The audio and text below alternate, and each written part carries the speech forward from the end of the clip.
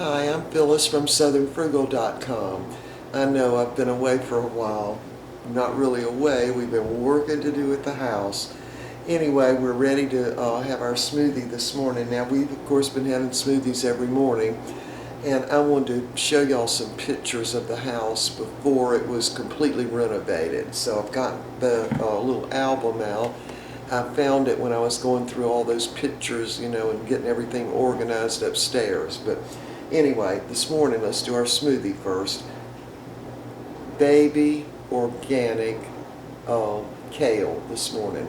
And it's actually got a little purple color to its stems. Anyway, a couple of little handfuls of that. And let me turn the camera down here. Of course, we're having our standard, really, 3 cubes of orange juice, 2 cubes of almond pulp, 3 dates, and those are small dates, 2 cubes of cream of wheat and oatmeal, and 2 cubes of coconut pulp. And we're having some blueberries and raspberries. The blueberries are on the bottom, raspberries on the top. And I've got a center little section of celery and a small carrot. So I'm just going to go ahead and dump those in. And of course we're having a banana, so let me cut this out. Y'all can hear my dishwasher running in the background. We did not run the dishwasher last night, so having to run it this morning. So I'm putting the banana in now. Squeeze that out. It's just one sort of medium banana this morning. Dumping the raspberries and blueberries in, which, by the way, really stain everything, especially the raspberries. All right, let's see if we can dump this stuff in. It's somewhat thawed out this morning.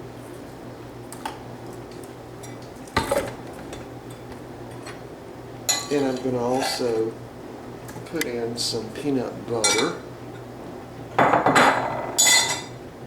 So I decided to start keeping my spoon in the filtered ice water that I'm using in the smoothie. That way maybe the peanut butter will come off my spoon a little easier. Not going to put quite as much this morning. And there you go. See there? It fell right off the spoon. Very good.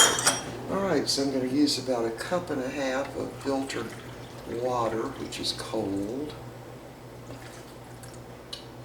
Alright, we're ready to grind this up, and we'll be right back. Let me show y'all what it looks like. There. Alright, we'll be right back.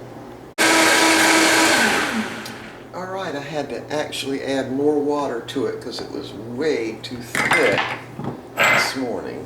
Alright, so we're running the dishwasher again because we forgot to run it last night.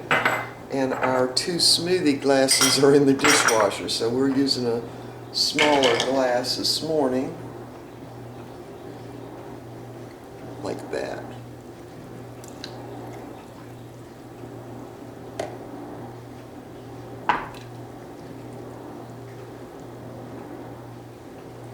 Yeah, much smaller glass.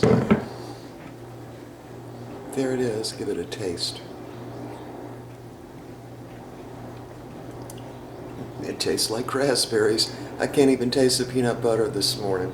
Alright, so what I'm going to do, we'll drink some of that and then we'll pour some more of this in because we've got, I don't know, how many ounces left this morning?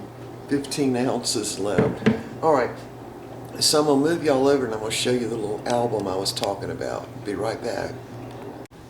Alright, so here's the photo album of the house. This is when we first bought it, and you see these 2 huge pine trees? There were 10 of those in the front yard. Of course, you can't see them because he was taking the picture up close, but see how big they are?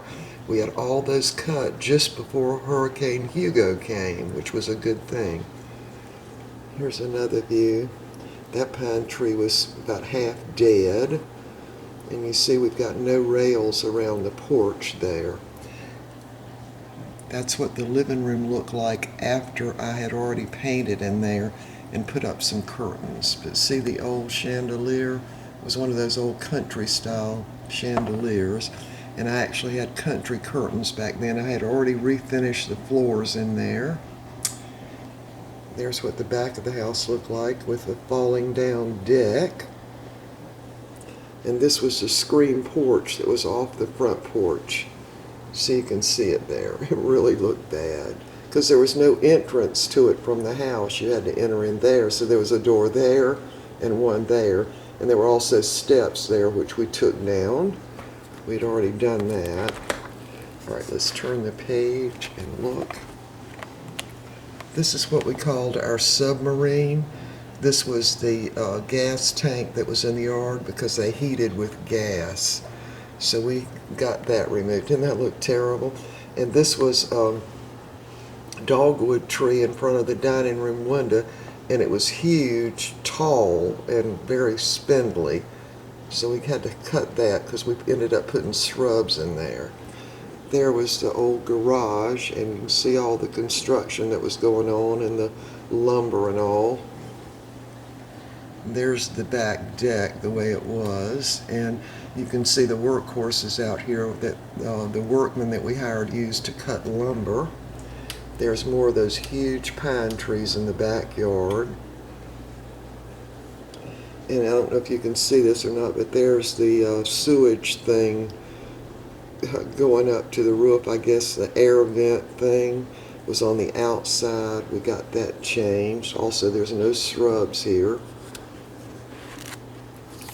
Alright, so let me turn this page. Yeah. Okay, there's the backyard. This is where I've got the garden now, behind there. And see all these, they were little trees and little wild shrubs. And we, the boys and Mr. Bucky got out there one Saturday and cleaned every bit of that out. We also had some kind of old wire fence that was there. Anyway, Mr. Bucky and the boys took all that down. He actually put up a picket fence later. There's a better view of some of those big pine trees that were in the front. So you can see 4 of them there. And there's more. Yeah, we later put the fence in right behind that tree right here. Then several years later we had to have that tree cut too. Okay, so here's the foyer. Of course we didn't have a rail for the stairs, but I had already refinished these floors too and painted in the foyer.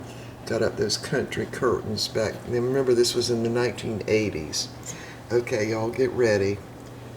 There's what my kitchen looked like. There were 5 layers of linoleum on the floor, so we took all that up and kind of found virgin wood under there. See? And so we refinished that. Now later, we kept the kitchen the way with the knotty pine, which I always just didn't like at all, and replaced it with sheetrock. And also you can see the beadboard ceiling up here. This is the ceiling where the other bathroom is upstairs, and we call it the middle bathroom. And the thing leaked and rotted the ceiling out there, and one day it just all came crashing down. Yeah. And see, look at that's like a shop light they had up there over the sink. We got rid of that. Also changed out the windows. All right, let's go on to the next page. This was the dining room. Now, the floors had already been refinished. The walls had been painted. And we were getting ready to put down the quarter round around the edge of the floor there.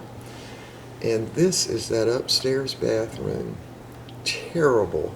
It was absolutely terrible. First of all, the commode was facing the bathtub, and unless you were about 4'8", if you sat on the commode, your knees hit the bathtub.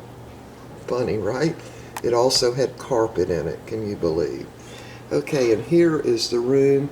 This is what we call the yellow bedroom upstairs. It had a drop ceiling, and these are all those metal webbing kind of things where you hold up those little pieces of ceiling.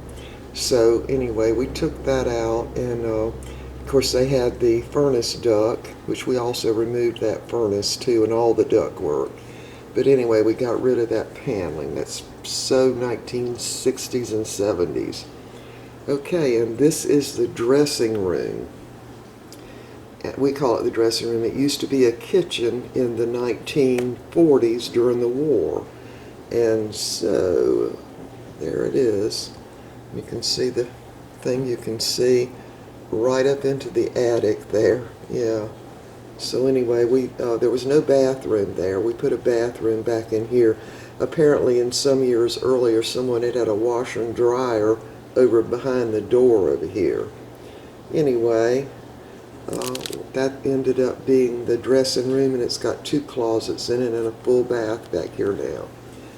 And this was one of the front bedrooms upstairs. You can see the orange carpet. And this is the kitchen sink that was in the dressing room area. This is actually the master bedroom. And here's the den. Look at that. Isn't that unreal? This was one of those fireplaces that they were installing in the 70s. See the chimney back here? And this actually used to be a back porch, the den did. And then they enclosed it and put this fireplace in. Alright, so let's go on. That was very depressing. There's the backyard after I had planted a few flowers, and we'd gotten all the stuff up from the renovation because we had ended up just throwing it in a big pile in the backyard. There's the house. After the pine trees were cut, and we planted some river birch trees. And this is some years later. The river birch had grown up during the snow.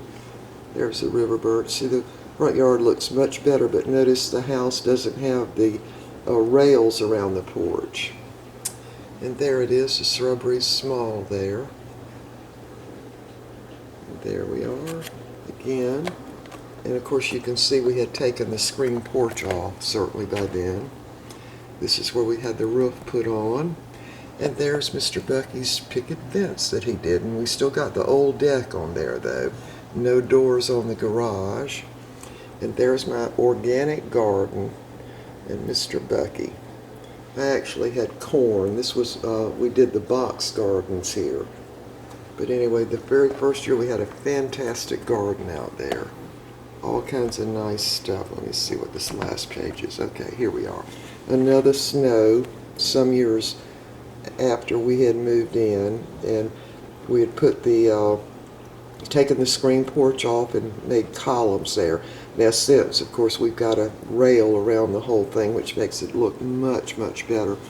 Here are the little crepe myrtle trees we planted all in a row there. And I don't know whose car that is. But anyway, there it is. All right, so we will see y'all next time.